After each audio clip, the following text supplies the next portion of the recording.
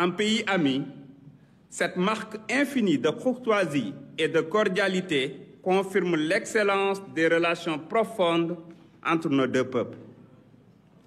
Ces liens solides, tissés à l'aube des indépendances, se sont consolidés à travers l'intégration de nos deux peuples qui, au-delà de leur appartenance commune à l'espace ouest-africain, sont attachés aux idéaux de la paix et de la solidarité.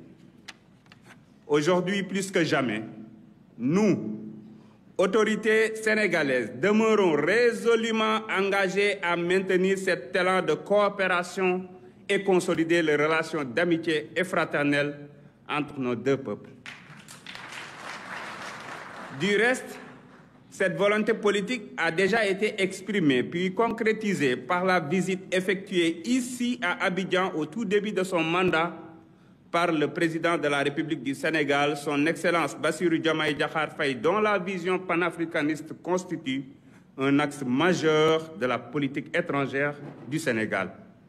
Ceci étant, permettez-moi, Monsieur le Président, d'ouvrir une parenthèse à cet instant de mon discours pour rappeler que la dernière session de la commission mixte s'était tenue les 11 et 12 mars 2014, session au cours de laquelle 16 accords majeurs ont été conclus.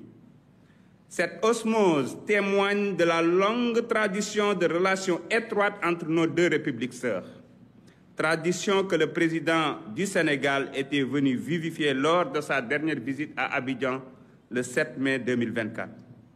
Une visite couronnée par la suite d'un renforcement du cadre juridique de coopération enrichi de 37 accords.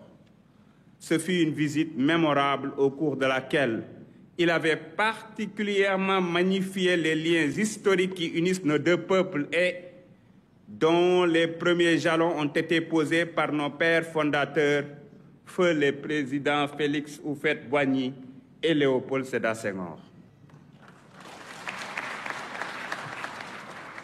Que cette flamme ardente continue de briller et soit perpétuée au-delà des générations futures, car nous partageons véritablement une unité de destin.